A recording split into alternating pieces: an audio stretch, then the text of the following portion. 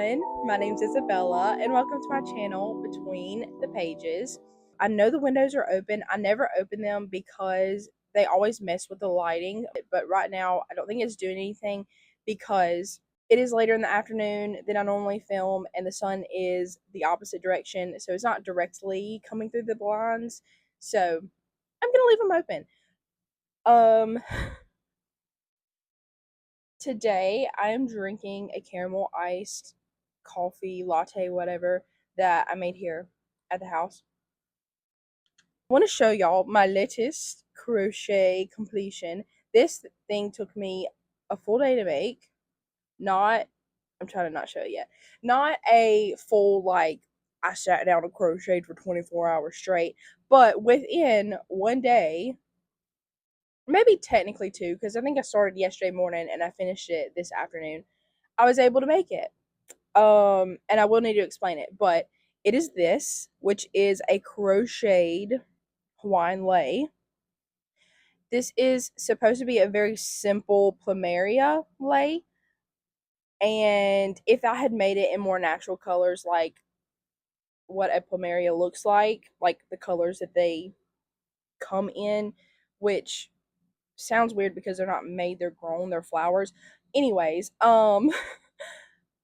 it would look more like it, but I made it in gray and gold, but it looks black, which is fine because that's the color I actually wanted.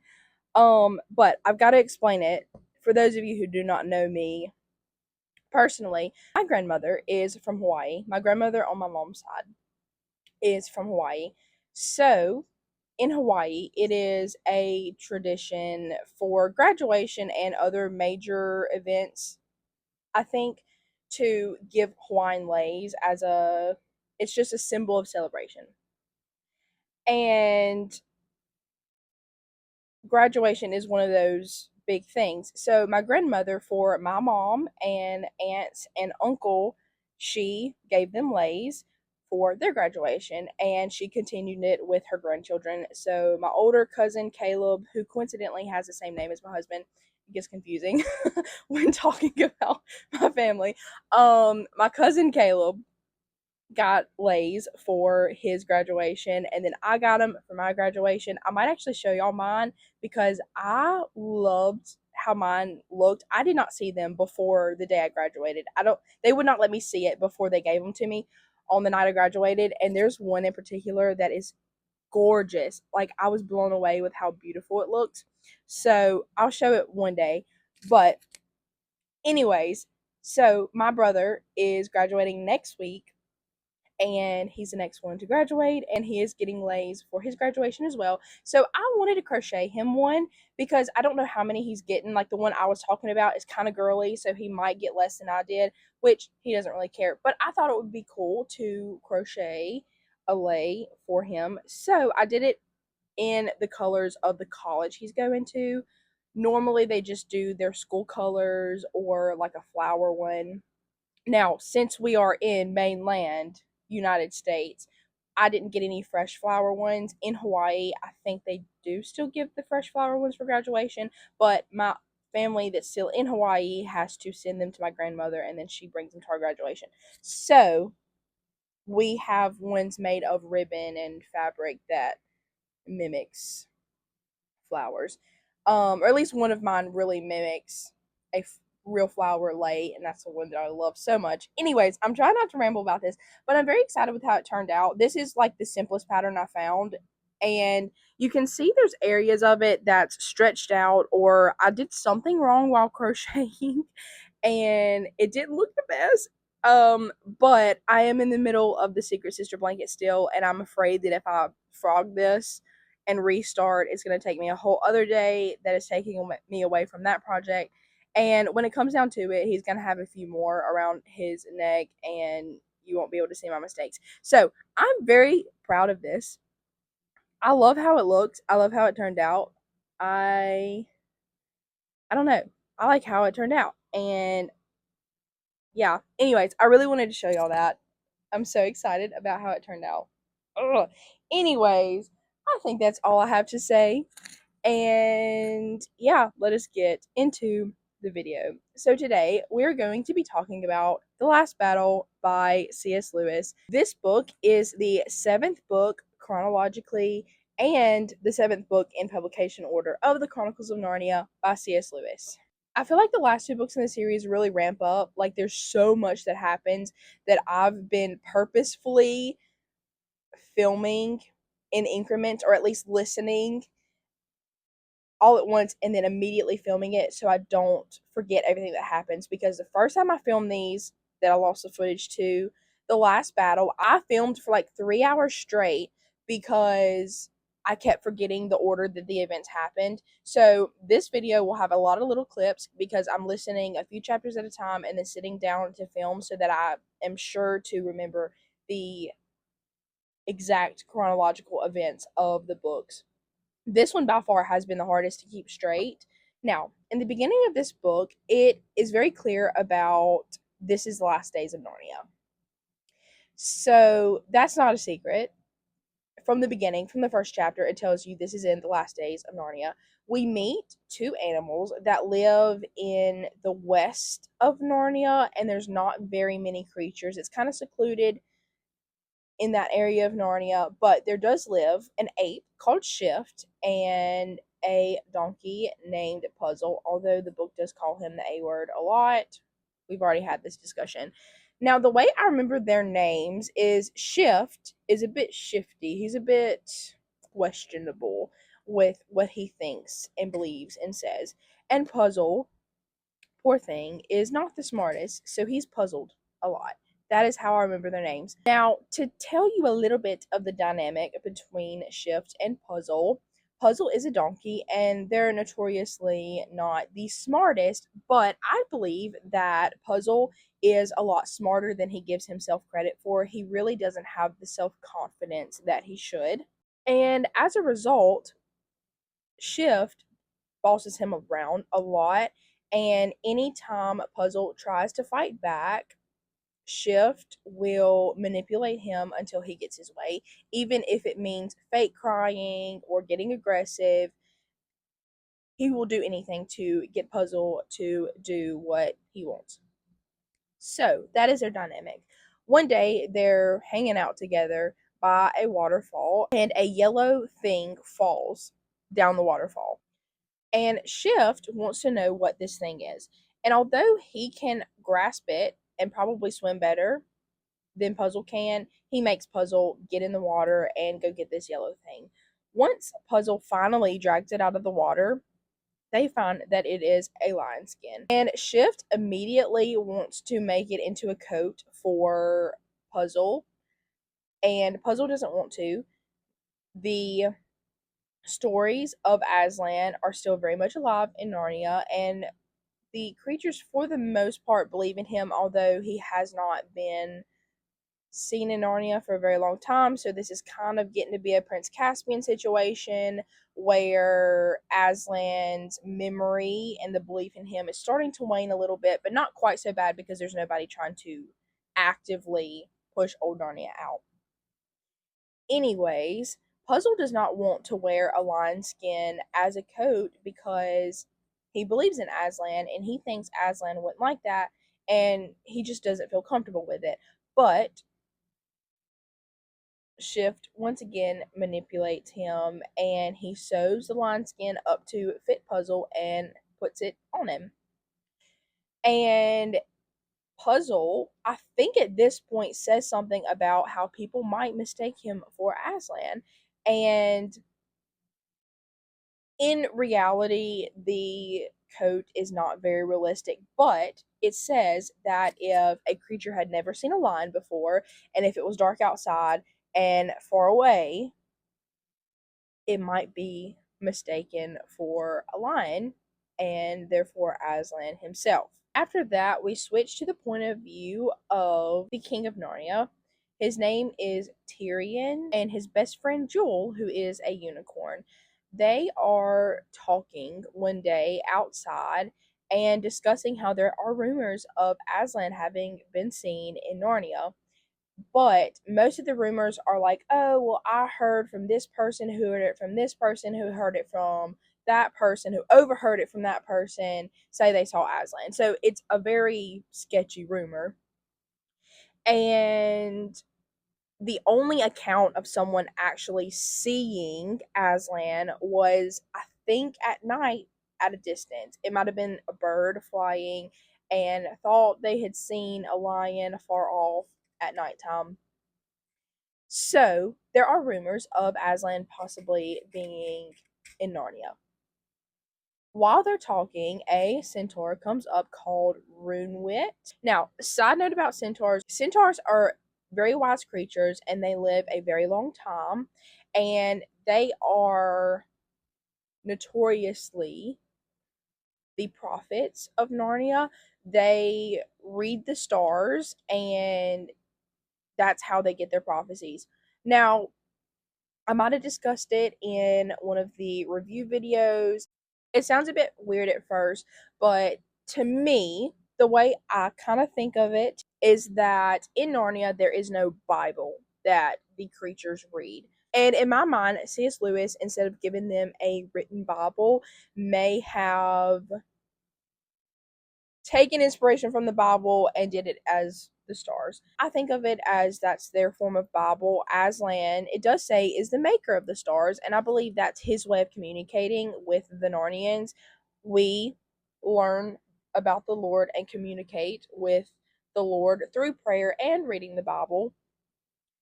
And that's why you can read the Bible over and over and over again and always find something new, especially if you are praying and coming at the Bible trying to learn. God will reveal things to you that you've never seen before, no matter how many times you've read the Bible before. So I think of the stars being somewhat Narnia's Bible. Runewit tells Trinian, the king, to be careful of these rumors because it is not written in the stars that Aslan will come to Narnia. I think it's implied that every other time Aslan has come to Narnia, it was told in the stars before he came. But the stars are saying that there is a great evil and a great harm coming to Narnia. But Tyrion is like, oh, well, he's not commanded by the stars, he's the maker of the stars. It's always said that he's not a tame lion, implying that the stars may not tell if he is in Narnia. And Runewit is about to lean in and say something very stern to the king when they hear a noise coming out of the forest. The noise coming out of the forest is a dryad, which up to this point I've been calling a spirit of the trees because I was getting dryad and naiad and all the other ones mixed up. But a dryad comes up and is yelling, saying that all of her brothers and sisters, so the other spirits of the trees, are being chopped down. They are being killed. There is a group of people in the forest chopping down their trees, and as she's yelling this, she falls down dead, which means her tree has just been chopped down. Tyrion and Joel jump up immediately and are about to run to the forest where those trees are. And Runewit tries to stop him and tell him to take a minute, think about it. There's likely a big group there. You need to bring an army if you plan to do anything. And he's advising them to think cautiously rather than rushing around and doing whatever they feel, running off emotions basically. But Tyrion hears nothing of it and tells Runewit to go gather an army himself while Tyrion and Joel go to the forest. And Runewit agrees because it is his king. When Joel and Tyrion make it to the forest, they find a crowd of Calormans chopping down their trees. And they have a bunch of horses that they are pushing to the absolute max, whipping the horses, even though the horses, you can tell by looking at them that they are going as hard as they can. And there is a particular group made up of two men and a horse, really close to Tyrion and Joel, and is set apart a ways from the rest of the crowd of Calormans.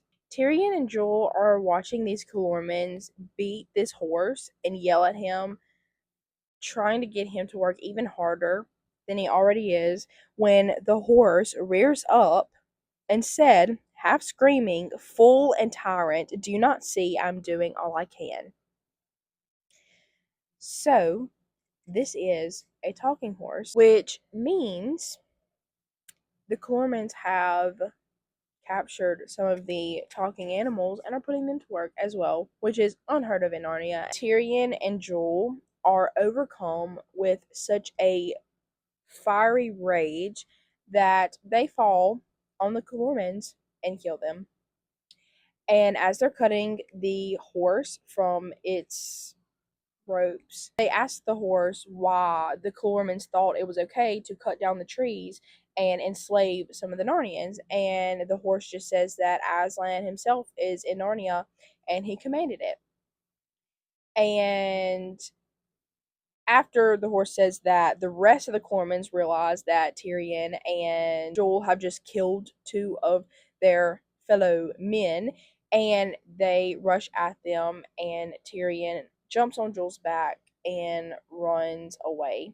Once they've escaped, Tyrion jumps off Joel's back and turns to him and says, "What have I just done? I've just committed a horrible deed." I'm in my car for a few minutes and I don't have my mics, but it's gonna be okay. I want to finish filming this part today, so I will. So, under normal circumstances, Narnia is not in any way against fighting, especially if Narnia is in harm's way. But the reason Tyrion is so upset is because he genuinely is starting to believe that Aslan is behind this unrest in Narnia. He genuinely believes that Aslan ordered the Calormens to cut down the trees and to enslave some of the Narnians, and that's why he thinks he's done such a terrible deed.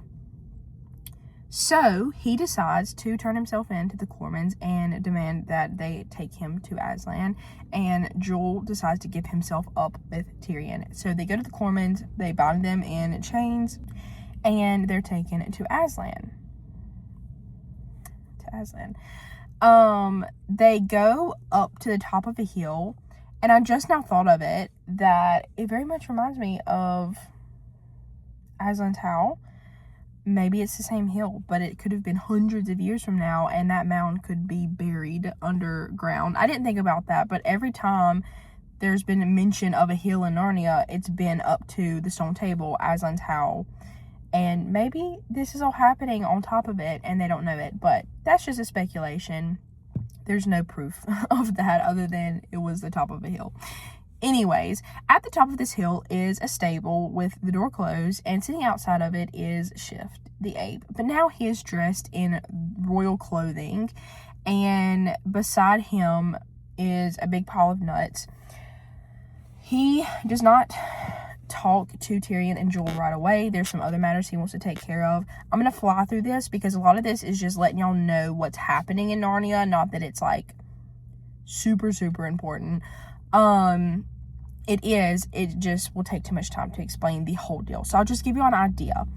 So the first thing is about the nuts. All of the squirrels have brought pretty much their whole store for the winter to the ape. And now he's demanding that they find even more. It says that Aslan wants it, although he's literally sitting there eating it. And Aslan, aka Puzzle, is inside the stable and nobody is allowed to see him. So he gets onto the squirrels and they go on. Then he basically tells all of the animals that they are to start working to live, and that a lot of them are going to be sent over to Calormen to work. That causes an outcry. A lot of them are like, no, we don't want to be slaves. We've been free our whole life. Why would you enslave us? And then he's like, oh no, you'll be paid such and such. That calms him down, but then he winks at the Calormen. So as readers, we know that he really plans to enslave them.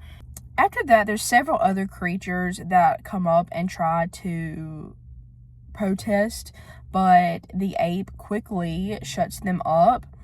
He tells them that Aslan is very angry with them, and that's why they're not allowed to see him, and that he's not even an ape. He's a human, and the reason he may look like an ape is because he's very old, and because he's very old, he's very wise, and that is why Aslan is talking through him instead of talking to them directly. That's why it's different than all the old stories, because he's really mad at them and he's going to whip them into shape.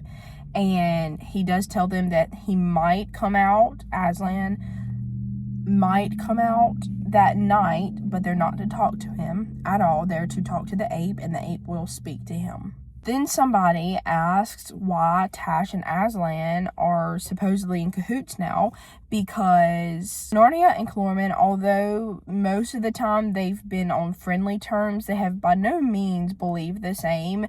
Tash is completely different, is said to look completely different than Aslan, and it's always been common knowledge that Tash and Aslan are against each other. So one of the creatures asked, well, why are y'all so closely in cahoots, basically, now, after all of these years? And the ape proceeds to say that it is because Tash and Aslan are one and the same, and always have been.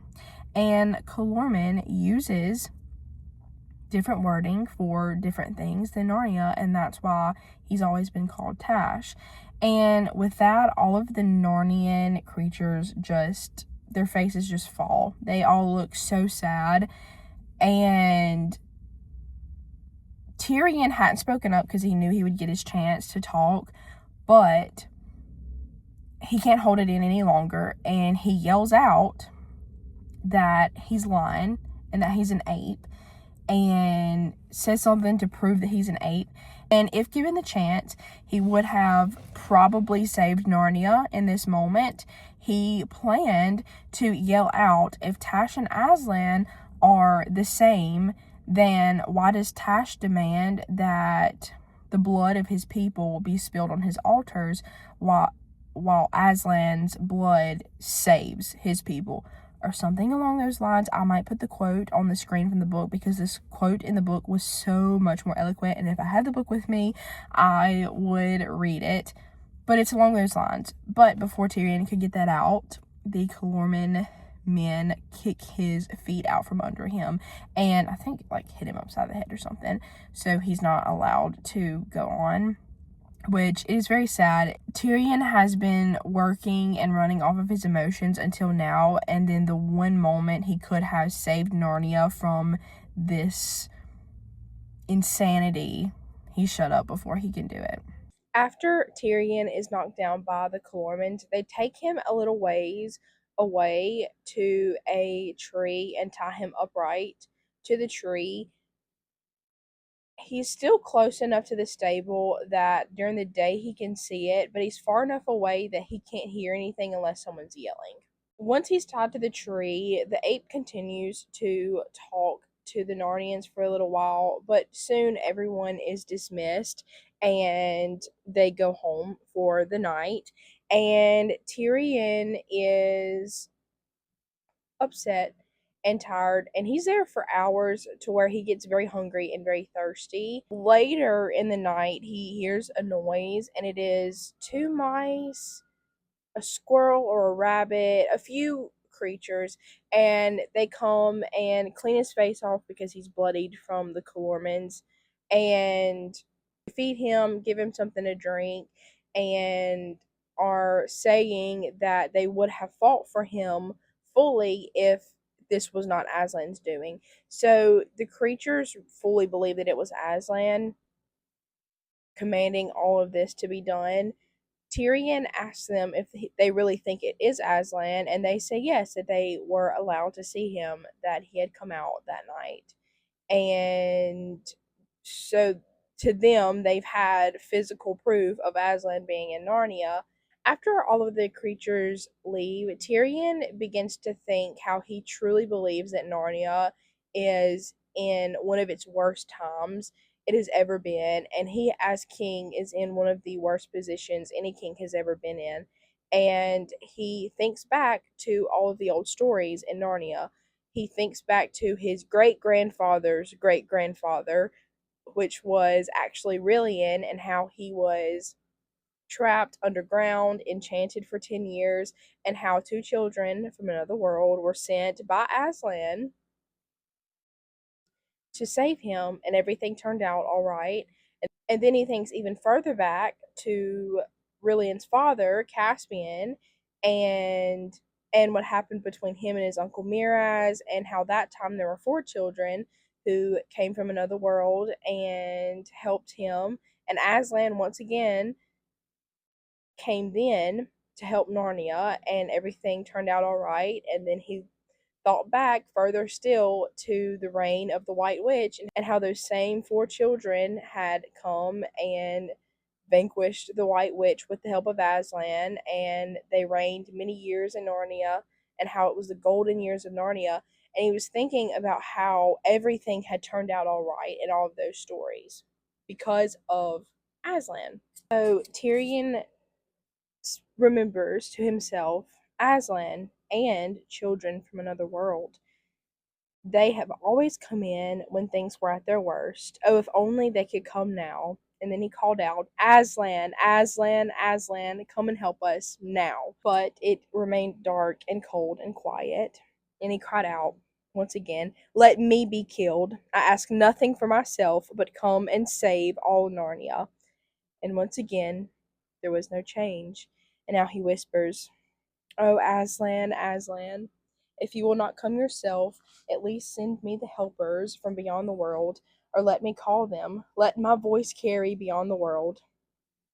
And then he cried out, without hardly knowing what he was doing, children, children, friends of Narnia, quick, come to me. Across the worlds I call you. I, Tyrion, King of Narnia, Lord of Cair Paravel, and Emperor of the Lone Islands. And he was immediately plunged into a dream.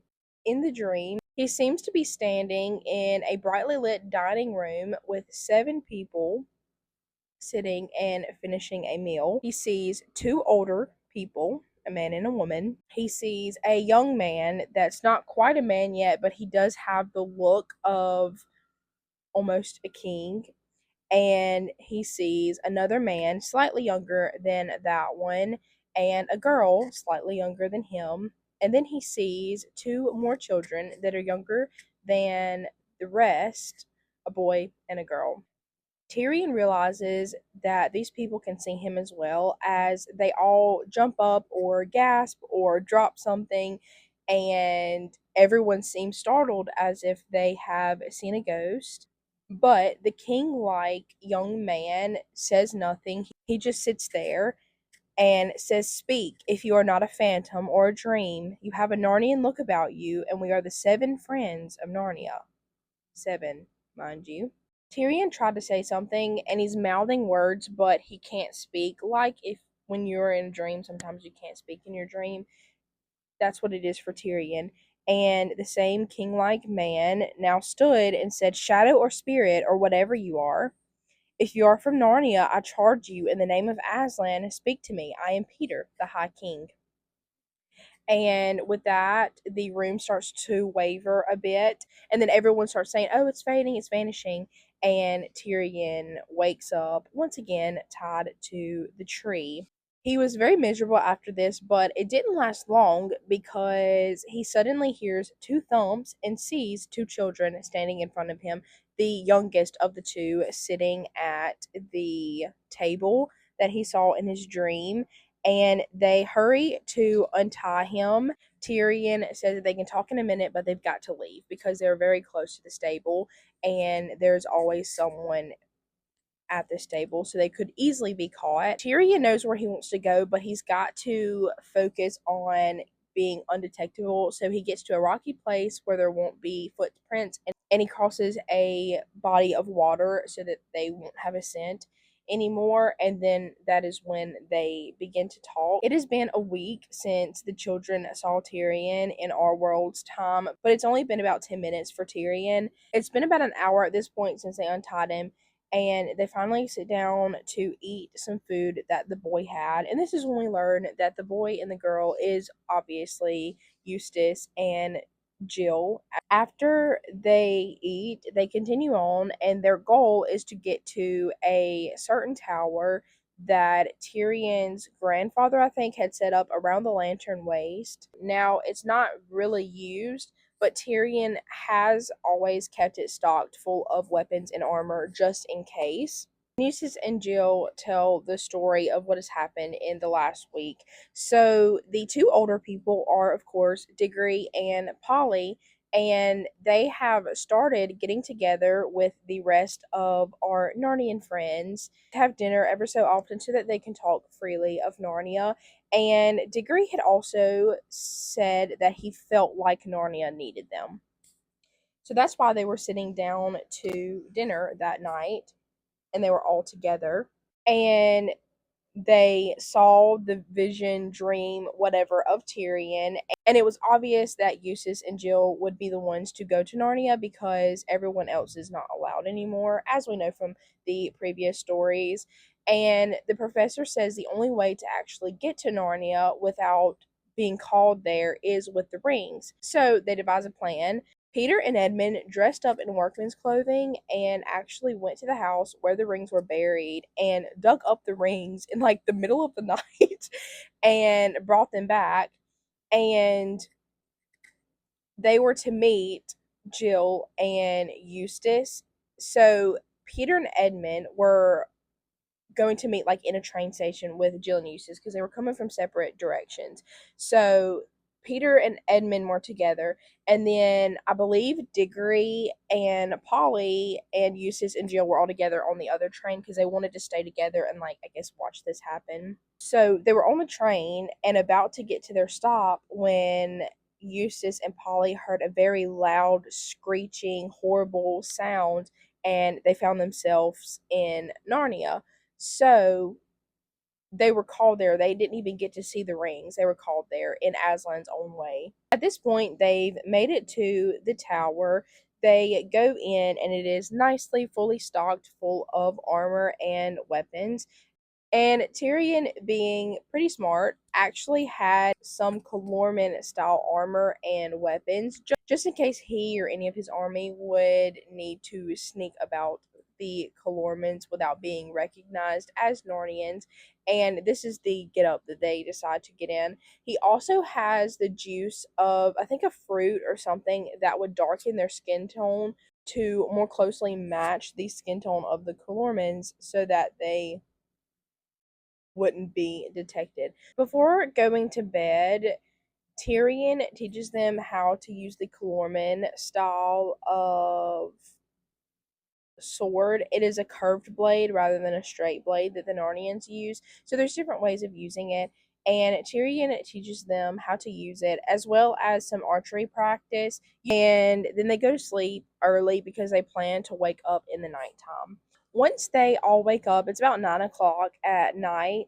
They dress in the Calorman armor and head toward the stables. They get in a position where they can see what's happening at the stables, and they're fairly close to it, but they cannot be seen.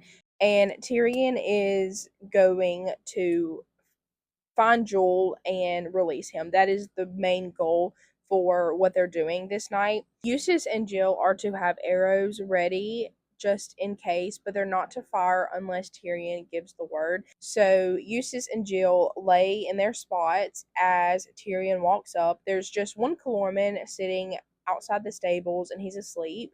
As Tyrion walks up, he jumps up because he thinks Tyrion is actually higher up and doesn't want to be caught sleeping. Tyrion says something to him to put him at ease, but then he quickly goes up to him and puts a dagger like to his neck and asks where the unicorn is. He tells him where, and Tyrion brings the Calorman with him. Once he finds Joel, he puts the Calorman up against Joel to where if the Calorman says or does anything, Joel could kill him with his horn. Once Joel is freed, they stuff the Corman's mouth full of something, or they do something so he can't yell out, and they tie him in a way where he won't make any noise and sit him back outside the stable so that nothing draws attention. Like if somebody sees him from afar off, they'll say, "Oh, well, he's still there." And it's only when they get closer that they'll realize something's wrong. And Tyrion and Joel go back to Eustace. When they get back to Eustace, he is trying to find Jill. Jill has disappeared. And Tyrion's like, isn't she with you? Like, when did she leave? And Eustace is like, I didn't see her leave or hear her. Like, I don't know what happened. As loudly as they can, they're whispering her name, and she's nowhere to be found. But finally, she walks up, almost laughing, and says, Come on, we have to go. But I got him. So they leave, and we learn that Jill actually went inside the stable and got Puzzle. And that's why she's laughing, because it's so absurd that this donkey dressed in a lion skin is fooling all of Narnia. So they get a little ways away from the stable as they're talking about Puzzle, and Tyrion at first wants to kill Puzzle, but Jill stands up for him and says that it was all the ape's fault, and Puzzle didn't want to at first and was coerced basically. So Puzzle is safe, and as they're talking, they hear the beat of a drum, which by the sound of it, Tyrion knows is dwarves. So they stay in the shadows and they see that it is a line of dwarves, either shackled or they may just be willingly going with only 4 Calormans. And the good guys, Tyrion and the rest, step out and show Puzzle and tell the dwarves and the Cormans that the gig is up. This is the Aslan that they were talking about. It's all been a trick. And with that, 2 of the Calormans attack Tyrion and Eustace. They're killed, and the dwarves have handled the other 2, so I guess the dwarves weren't shackled. After the Calormans are killed, Tyrion thinks the dwarves will be on their side, but they actually think Tyrion is trying to pull another fast one over them or on them, however you correctly say that term. So they no longer believe in Aslan, period. Like before all this happened, Narnia believed in Aslan and believed he was real, but because the ape was able to trick them into believing Aslan was there and claiming all these horrible things, now they just don't believe in Aslan at all. So they're actually against Tyrion, and they go back and forth. The dwarves and Tyrion's group does, but by the end of it, the dwarves just leave. And after that, everyone is very sad and very upset because this did not go how they thought.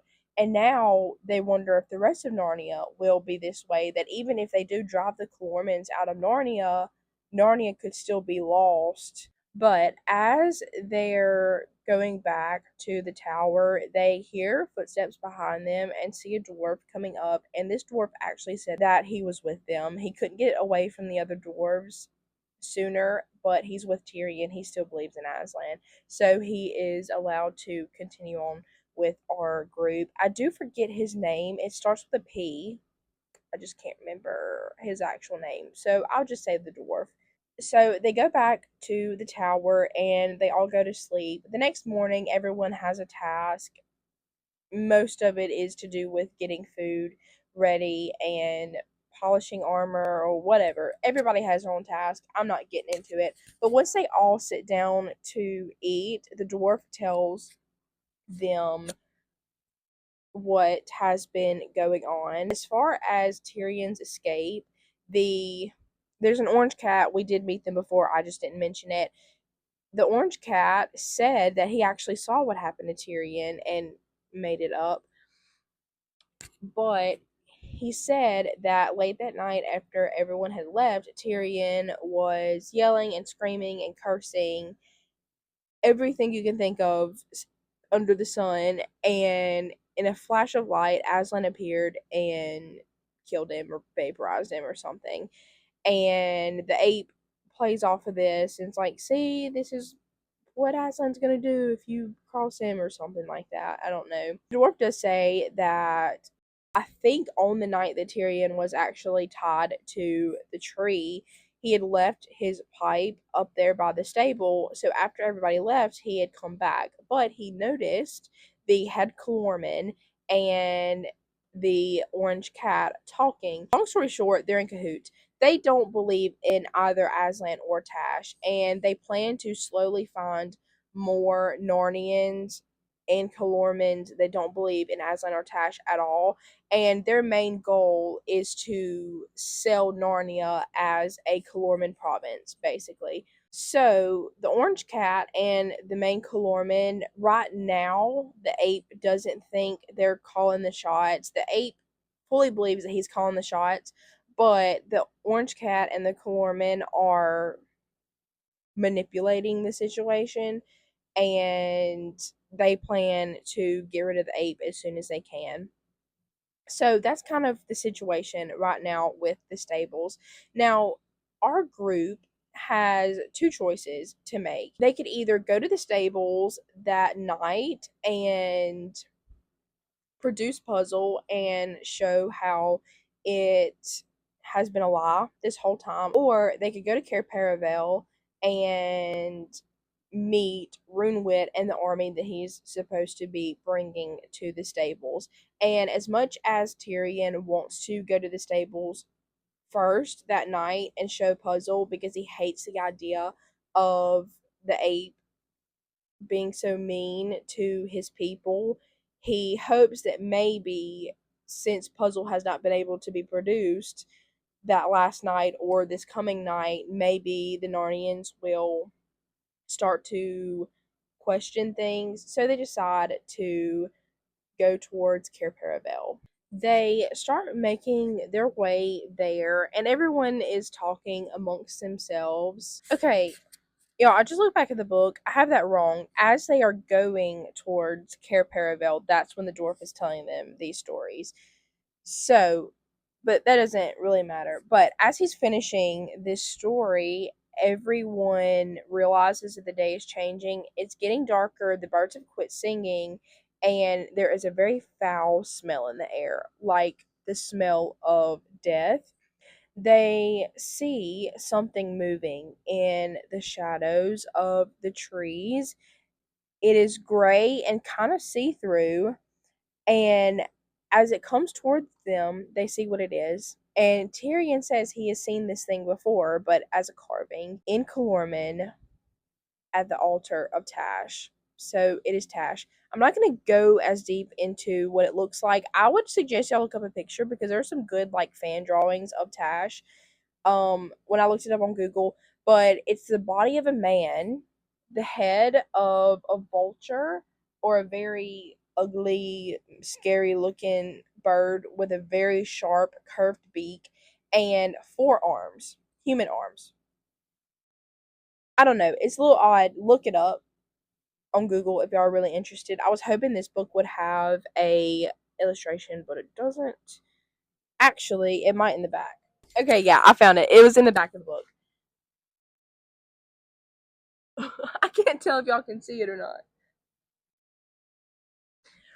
So yeah, that is Tash. And Eustace asks if Tash is real, and they comment on how the ape has called on the name of Tash, and now he is here, and the ape will have to deal with that himself now. Actually, y'all, I just remembered I got it wrong twice. So all that happened while they were still at the tower, and then they started towards Cair Paravel because I remember Puzzle ran into the tower because he was scared of Tash. Forgive me, but this book is slightly confusing if you try to get all of the details in perfect order because so much happens in this book. Anyways, now they're headed towards Cair Paravel. As they are walking, they're talking amongst themselves, and they see a bird flying in the sky. They can tell by the flight and I guess the size that it is a talking bird. They're a little worried as to whether the bird is on the Narnian side or the Corman side, really the true Narnian side and the Corman side. But the bird's seen them, so they can't escape it now. And they just have their bows at the ready, but are not going to shoot it unless given the word by either the dwarf or the king, whatever. But once the bird lands, it calls Tyrion the king, and Tyrion is happy to hear him say that, but the eagle said he would not be happy for long because he's bringing bad news. Two different things have happened. First, the eagle saw Cair Paravel and bodies of dead Narnians scattered about Cair Paravel and the castle filled with Calormans. About 10 or 20 boats full of Calormans had landed there the night before and had killed most of the Narnians. And the ones that lived scattered in all directions. And the second thing he saw was Runewit, the centaur, lying dead somewhere else other than Cair Paravel, and the eagle was there with Runewit as he said his last words and sat with him until he died. And with that, Tyrion says, it is the end of Narnia. And I'm gonna be honest, I may or may not have shed a tear or two over that. I don't cry very often over books, but I forgot this happened. Okay, everyone, for the rest of this, I'm going to be leaving out a lot of details. A lot happens in the second half of this book, and I cannot word it any better than C.S. Lewis. So, if you're really interested and you haven't read this story already, go and read it. I will say though, until the last like fourth of the book, this is one of the saddest books in the Chronicles of Narnia, with the battle that I'm about to tell y'all about and with what just happened with Runewit and the Narnians at Cair Paravel. It's very sad, but it's okay. The ending makes up for it. So, without further ado, let us get into the rest of the story. After Tyrion and his small band of Narnians learn what happened to Runewit and at Cair Paravel, they're very quiet. And after a while, they realize they have nothing else to do, nowhere else to go but to go to the stables. They do still have Puzzle. I think he's still in the lion skin, and they're gonna show him, but they don't have any hope of what might happen because of what happened with the dwarves. And they just have faith in Aslan and the adventure that they're going towards. So they make it to the stables before the audience has gathered together. Everyone gets into a hiding position around the stables, and they're going to remain in hiding until Tyrion gives the word. Before the audience of Narnians gather, they do overhear some of the plotting between the cat and the head Calormen. It may actually be the Tisroc. I don't know. I feel like the Tisroc does come in at some point, but honestly can't remember. Like I said, I just finished the rest of this audiobook today and I'm already confused at the exact details because so much happens. But, anyways, the cat and the head Calormen are talking, and the Calormen just tells the cat to be sure to give a good performance. And at this point, the cat and the Calormen are more open to the ape, but the ape is also still the mouthpiece of Tashlan, as they have started to call him. So, the audience of Narnians gather. They light a bonfire, which has become the norm. I just haven't really gone into it. And the ape speaks. He says that Aslan is very angry with them, that someone has dressed a donkey up in a lion skin and has paraded him around as Aslan. And because of this, Aslan will no longer come out of the stables and talk to them. And the Narnians are very upset by this, and Tyrion also is like, well, there goes our one hand that we had in this fight. But it was a smart move on the apes' side because they can no longer bring a creature, a thing out to resemble Aslan.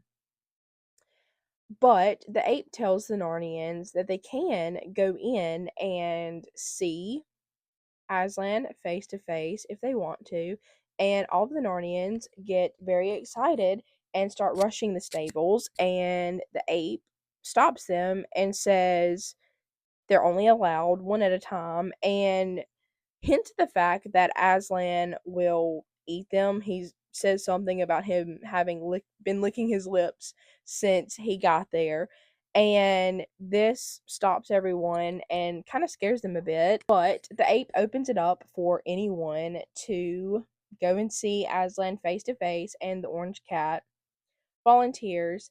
So he walks up, they open the door for him. He takes a step inside, lets out the worst shriek a cat can make, and darts back out of the stable. And the door slams back shut. The cat is making these horrible growling, scared cat noises, and the Calorman did have a look of surprise on his face when this happened. But the Narnians don't realize that. It's just the Tyrion's group that notices that. And the Calorman tries to talk to the cat, but he cannot speak. He's still making the cat noises. And the Narnians see that the cat's face is slowly looking less and less like a talking cat's face until he becomes a normal cat and runs up a tree and hides. Now we know this is possible. We saw that this happened in Narnia in the time of the Telmarines. Some of the Narnians did go wild, and it was also a thing in Narnia where young talking creatures were told that if they were bad enough that Aslan would turn them into dumb animals. And this scares the rest of the Narnians, and the ape once again asks if anyone wants to go and see Tashlan. And with this, a young Calorman boy walks up. He had to have been one of the youngest in the army, and the head Calorman tries to shut him up and tell him to go sit down, but the young Calorman is very insistent. He says that it has been his life's dream to see Tash face to face. The head Calorman continues to try and shut him up. And the Narnians notice, specifically the dwarves, and the dwarves start to ask, why will you send Narnians in there, but you won't send some of your own people? Is it because you have nobody in there? Do you have something other than Tashlan in there? And the head Calorman really has no other choice but to send the young men in there. So he walks in, the stable door shuts behind him, and a few moments later, a person in Calorman clothing does fall out dead.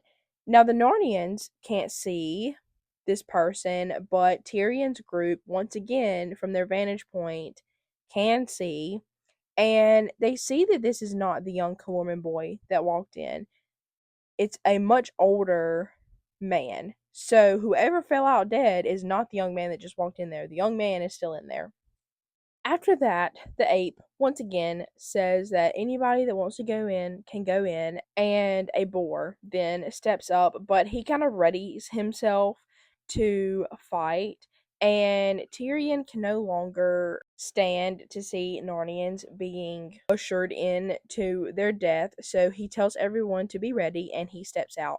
From this point on, there is a lot of talking, a lot of fighting, and if I get some of the details mixed up, forgive me, but we're just gonna roll with it. Um, Tyrion steps out, and they don't immediately go to fighting, as far as I remember. They may bring Puzzle out, but it doesn't really do much. And he calls the Narnians to come to his side, to come to his aid. And the fact that Tyrion is there itself does weaken the Calorman side just a bit, because they were told that Tyrion was dead and swallowed up by Aslan, and now he is alive and well. And then when they tell what happened with Puzzle, that might weaken the Calorman side even more. And some of the Narnians do come to Tyrion's side to fight, because at this point there's very clearly going to be a fight. But a lot of the creatures stay still. And it's more because they're scared that all of this really is Aslan's doing. And they don't want to go against Aslan. So if they could have been convinced that this was all a hoax, they would have fought. But they're not convinced of that, and they would much rather let Tyrion, the King of Narnia, fight by himself than to fight with him if it is against Aslan.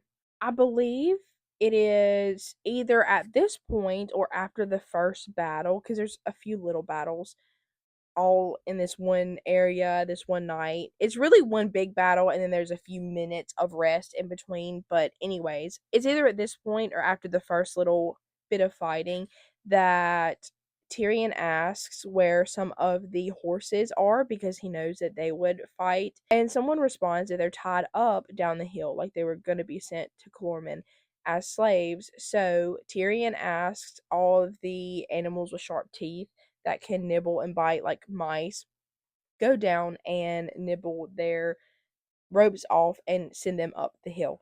And also, at this point, before the fighting really starts, for some reason, someone throws the ape into the stable, and there's a very loud noise.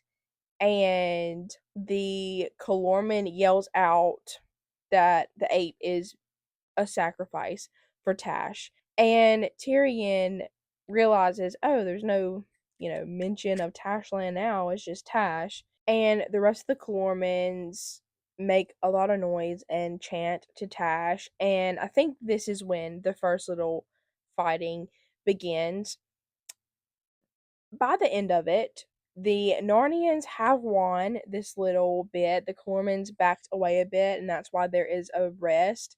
But the Narnians have lost a few and are also hurting from this bit of fighting.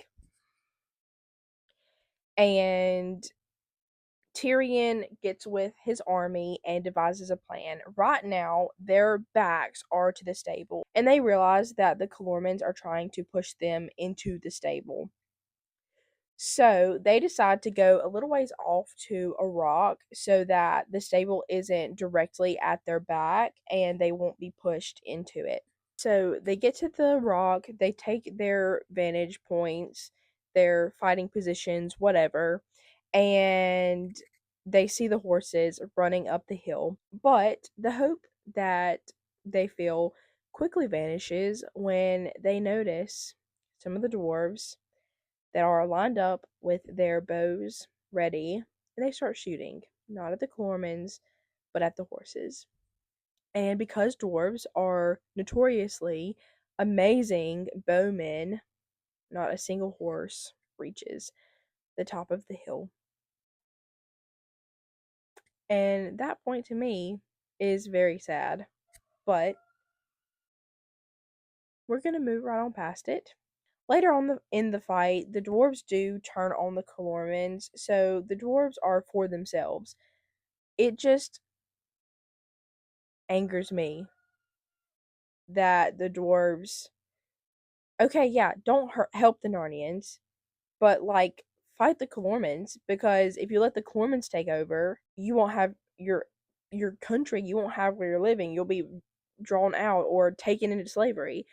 And if you hurt the Narnians, you're giving the Calormans even more chance to take over. Anyways, I said I was moving past it. I'm moving past it. After that, they hear the sound of Calorman drums, and this sound in particular is a call for reinforcements, which means there are more Calormans than the ones that are at the stables, and they're very close by. And as small of an army as the Narnians have, there's really no hope for them. But Tyrion and our Narnian army decide that they're going to fight to the end. And they decide that instead of waiting for the Calorman reinforcements to get there, they should go ahead and fight who's there and then take on the reinforcements. So they do that and they start fighting. And the book goes into so much more detail than I'm about to. I just want y'all to know that some of the dwarves were caught and thrown into the stables. And Eustace and Jill at some point went through the stable door, and Jewel the unicorn falls during this battle, and the eagle falls during this battle. And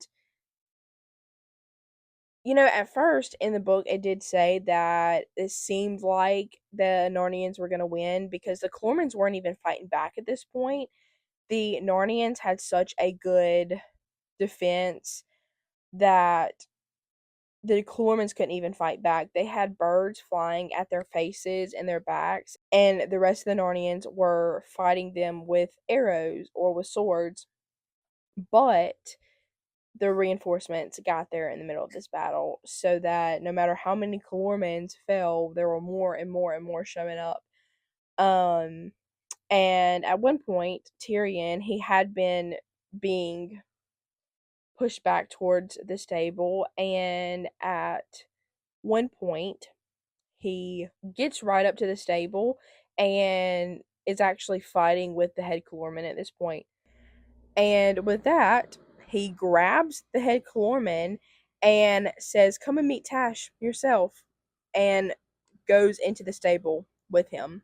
When Tyrion enters the stable, he realizes it is a lot brighter than he thought. Once his eyes adjust, he sees that Tash is indeed in the stable.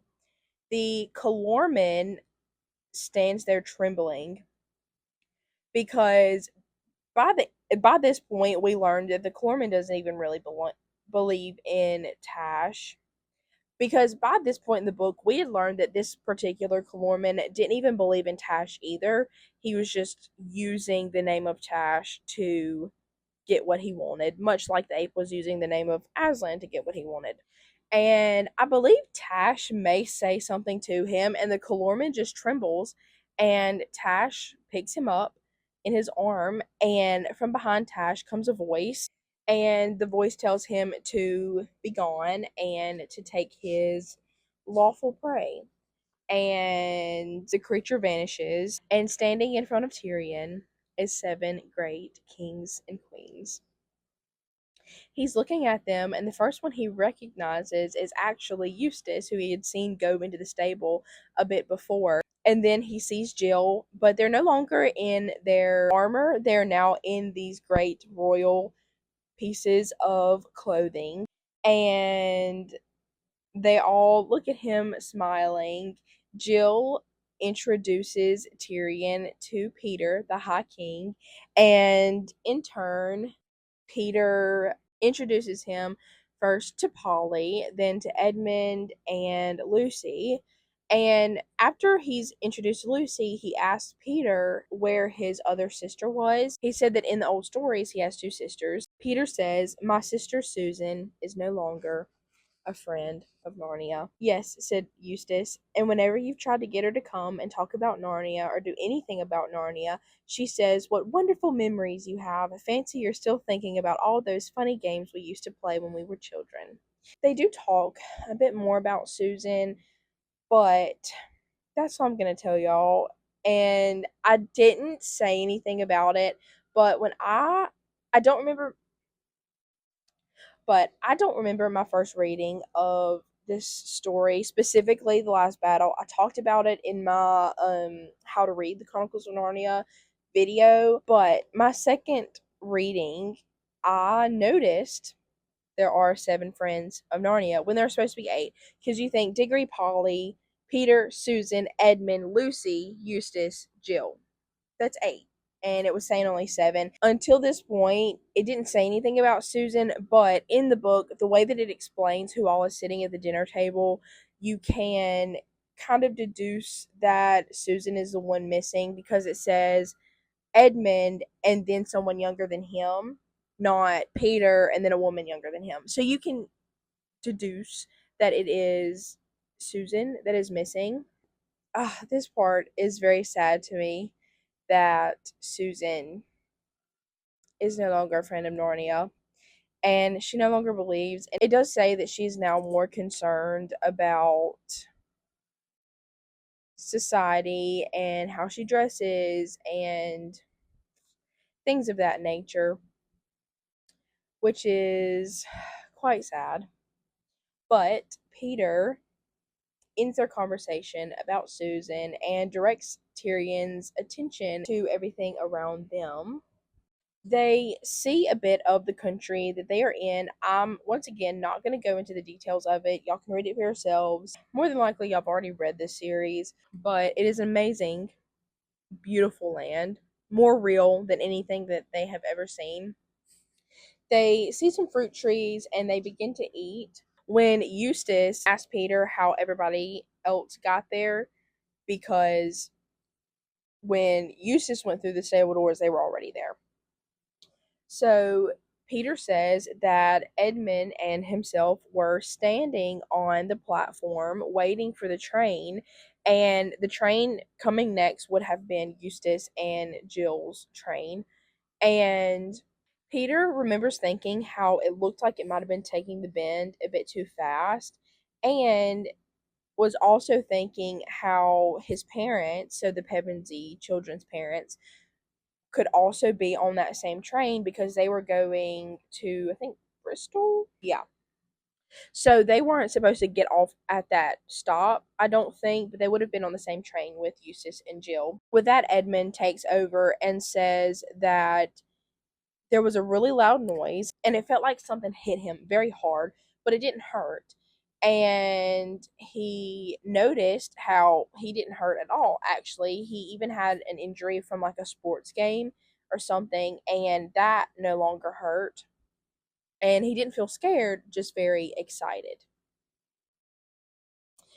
And then Diggory pipes up, which, mind you, Diggory and Polly were on the train with Eustace and Jill to meet up with Peter and Edmund. And Lucy was somehow with them. I can't remember if Lucy was with Eustace and Jill or if she was with Peter and Edmund, but she was with one of the two groups.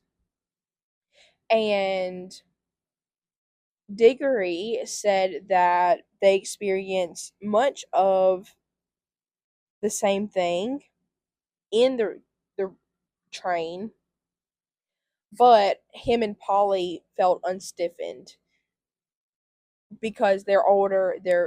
It's getting harder for them to move around. So after this loud bang, they felt unstiffened and excited for whatever is coming next, and they just all found themselves in Narnia. Well, Aslan's country, not Narnia. For a while, they were in this place and nothing happened until a doorway opened up, which is the same doorway that Tyrion come through. Now, the doorway that Eustace, Jill, and Tyrion came through is still there, but it looks just like a doorway. From Aslan's country, where they're at, they look through it and they don't see anything. They just see the other side of Aslan's country. And from Narnia, you can see into Aslan's country. But there is a crack in the boards of the doorway, and when Tyrion looks through those, then he can see Narnia. This is when Lucy explains what happened between them coming to Aslan's country and Tyrion arriving. When the door opened for the first time, they saw a man come through, a Calorman man with a sword out of its sheath, and he stood by the door. Now, he didn't seem to realize that he was in another world. It just seemed like he thought he was in a stable and he was hiding behind the door like he was waiting for somebody to come through.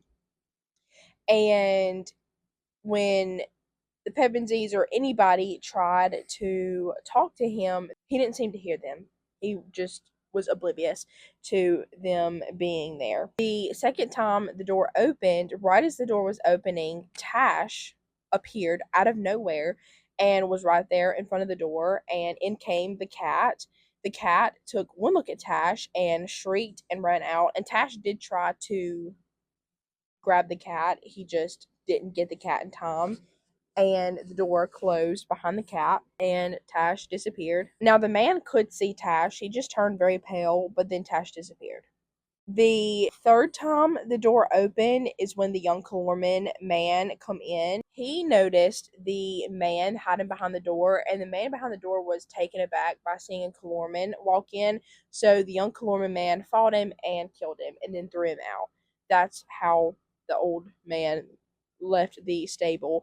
And Tash was not there that time, and the young Calorman actually could see where he was at, but he seemed to be in a trance of sort. And anytime any of the kings or queens tried to talk to him, he just called the name of Tash and was asking where he was, and he went off somewhere in Aslan's country. After that, a monkey come through the door, which was the ape, and Tash was there again, and Tash got the ape and done away with him. And then after that, the dwarves come in. And the dwarves are actually okay too. They are in this world, but they don't know that they're there. With that, the kings and queens go over to the dwarves. They're sitting in a very tight circle and talking about how it's pitch black and they can't see anything and it smells nasty. Like they fully think that they are in the stable just sitting in a circle. But they can hear the kings and queens as they're trying to talk to them. And I think Lucy brings them a flower to smell, and they just think it's like poop from an animal. And they're about to give up when Aslan shows up and everyone greets him. And Tyrion comes up to him, bows, kisses him, and Aslan says, "Well done, last of the kings of Narnia, who stood firm at the darkest hour," which I thought was sweet. And with that, Lucy asks if he can do something for the dwarves, and he shows her what he can and can't do for them. So Aslan lays a big feast in front of them and they try to eat it, but they don't notice how good the food is. They think it's old turnips and cabbage and hay, and they think that they're drinking water from a trough, and they just aren't realizing what is around them. And then they start fighting each other, and then they all sit down after being horribly beaten up, and that's the end of it. They're in this country, but they can't see it. And with that, Aslan leads them back to the stable door. Now, these events I may get wrong in the chronological order of what happens, but Aslan yells out for Tom first, and Tom is actually a big old man, I think, that has been asleep in the underground. Eustace and Jill actually see him in the silver chair. I just didn't go through it.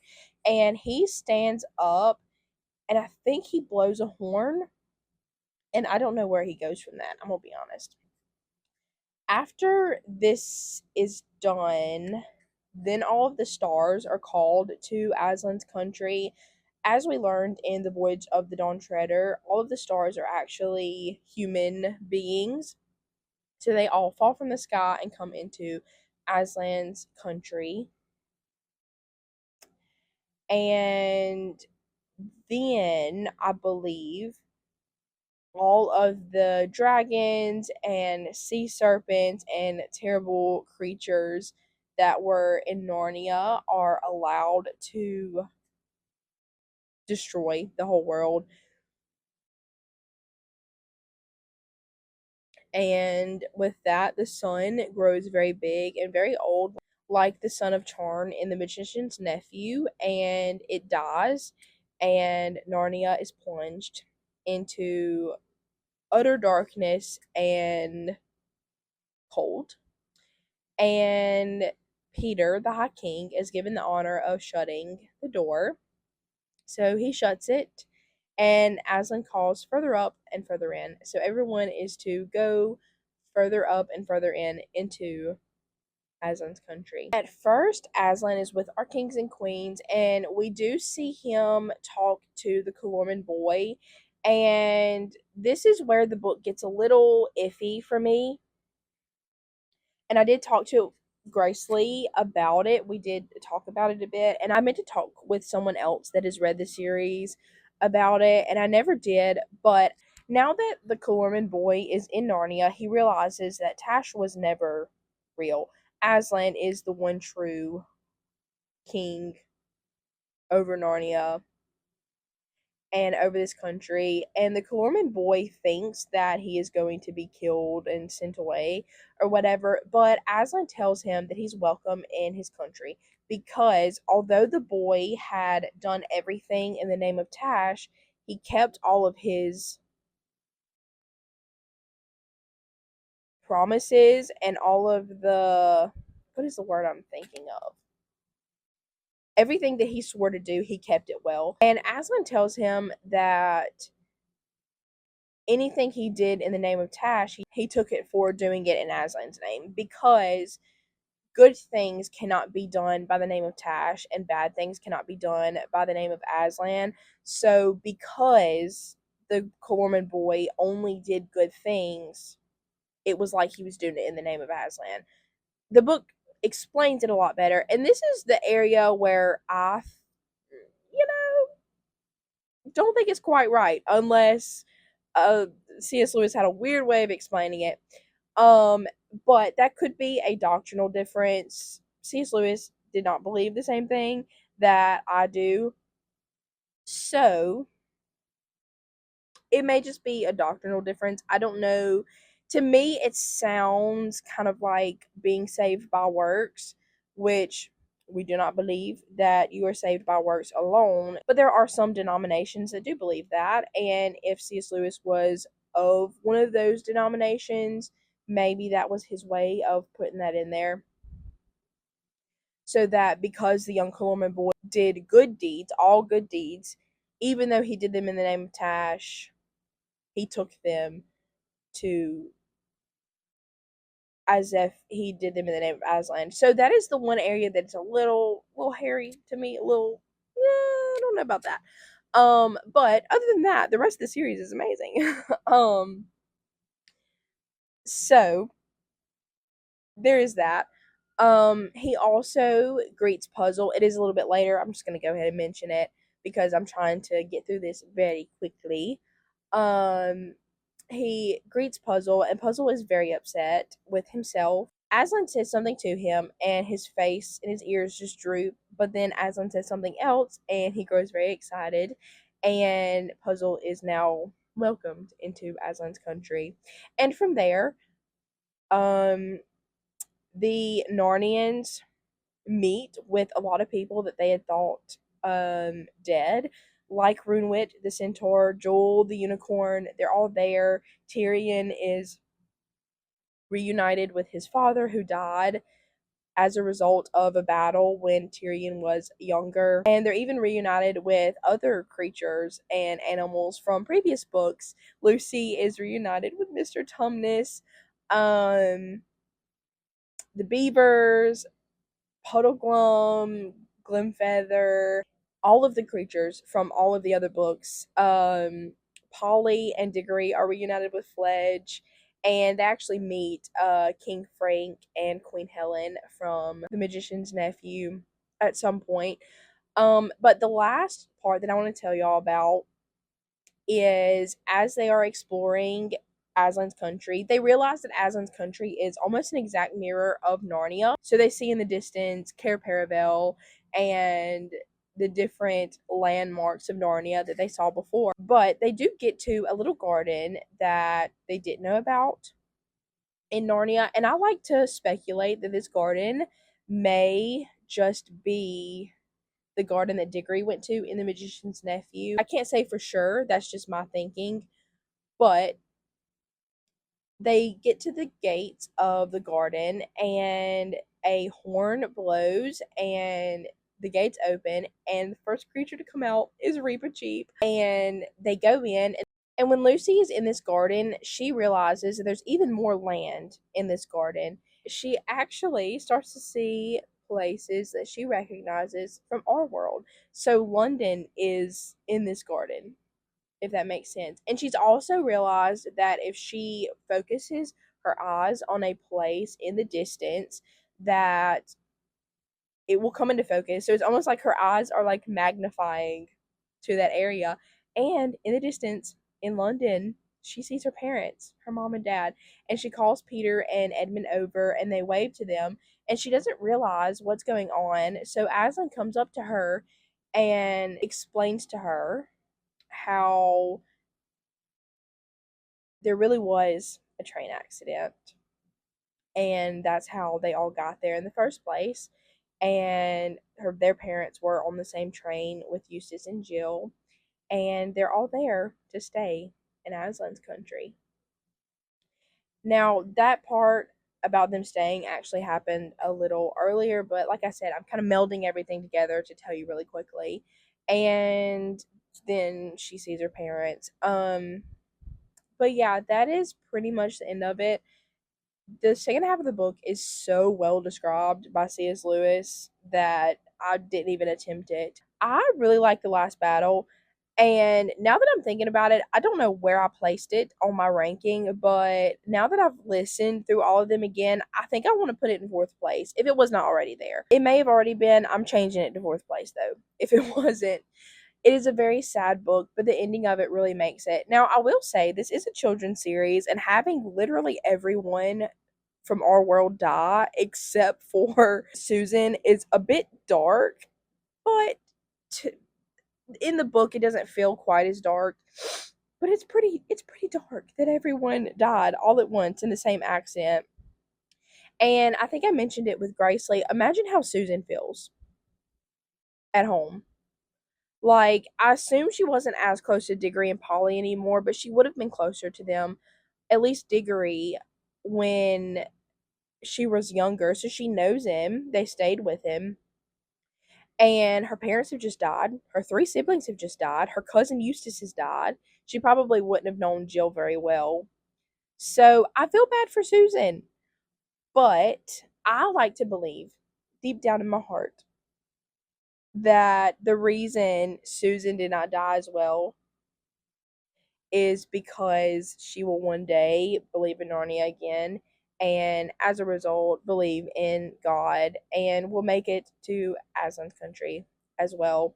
Which, if you have not noticed, Aslan's country is heaven. Which, like I said, in the Voyage of the Dawn Treader, Aslan tells Lucy and Edmund that they must get to know their world better and get to know him in their world better. So Aslan is God in the Chronicles of Narnia. It just sounds weird when you say Aslan is God, but in this world there are other worlds, and God would show himself differently in Narnia, in a world like Narnia, than he would in our world. So that's the difference. Um, but yeah, man, the part with Susan is so sad to me. Like, oh, I hate it. It's so sad. Um, but I like that C.S. Lewis added that in there as much as I hate it for Susan. um, it's real that people stray from God, and I'm glad he put it in there. And like I said, the fact that he did not kill her, C.S. Lewis, I mean, like, C.S. Lewis didn't kill her as a character. I like to hope that Susan does start to believe in God again.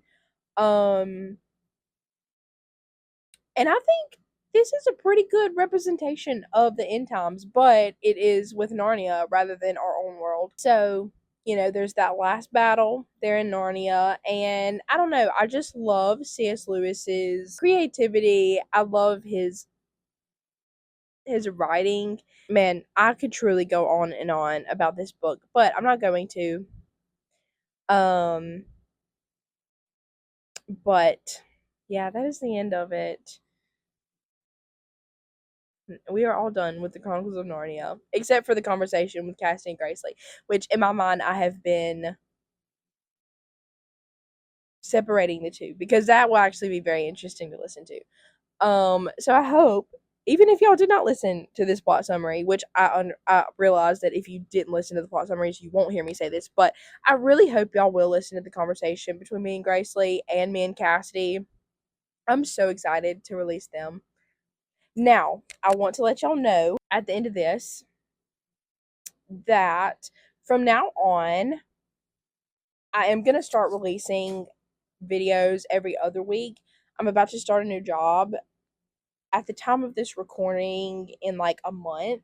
And I don't know how much time I'll have for my YouTube channel. And I would also like to set up a little backlog, a little library of videos to release so that if I want to sit down and read a really long book that's going to take me quite a few weeks, I'll have videos at the ready to release them. I would like to eventually get to the point where maybe I release, say, I read a book, I review it, and have the plot summary. I would like to maybe get to the point where those two videos will come out one week after the other, and then there's a space. And maybe, so I'm still getting some rest weeks, but we're not spending a whole month on one book. Because if you think review video, space, plot summary, space, a whole month is gone by, and I've only talked about one book. So there's that. Also, with series, I do plan to keep series one after the other. So if I do a 3-book series, I'll do review, plot, review, plot, review, plot, then a rest week. And if I do really long series, like there's a 13-book series that I want to do, and a 7 or 8-book series that I want to do eventually, by the time all the plot summaries and the reviews are done for the 13-book series, that is 26 weeks of videos. That is forever. So there may be a possibility where I release several videos a week to get over and done with a very big series like that. But those are all speculation. It just depends on how quickly I can read, film, and edit. With my new job, I'll be working less hours and I'll get more days off, but I also won't have as much time while I'm at work to do so. What I do for a job right now, I babysit. So there are times during the day, like nap time, where I can read or I can edit my YouTube channel video. But I'm working 10 hours a day, and by the end of the day, I don't feel like doing anything. So I have more time to read, but with my new job, I'll only be working 8 hours a day, and I have Friday and Saturday and Sunday off, which Sunday is the Lord's Day, and I like to give it to the Lord. So Friday and Saturday specifically, hey, I'll have 2 days off, so I can read a good bit, I can film a good bit, I can edit a good bit those days, and I don't have to go into work until later than the job I currently have. So I plan to edit a good bit in the morning, and maybe when I get off, because I'm also getting off earlier than the job that I have now. But I would like to play it safe, release the next videos every other week, so that I can get a library of videos to be released in case I do get behind a couple weeks and don't get to read as much. So we'll see. We'll just take it a week at a time, a book at a time. Anyways, sorry for the short rant. I just wanted to update y'all, and I didn't want to make a whole update video because I do have something planned to be released right after the conversations with Cassidy and Grace Lee, and I didn't want to wait an extra week or two for those to be released. So I didn't want to make a whole update video just for that because it's not really a big deal. So yeah, that is it for this video. And yeah, with that, we are saying goodbye to the Chronicles of Narnia. Makes me want to reread them all over again. In all seriousness, I hope y'all enjoyed the video, and I can't wait to see y'all in the next one. Bye!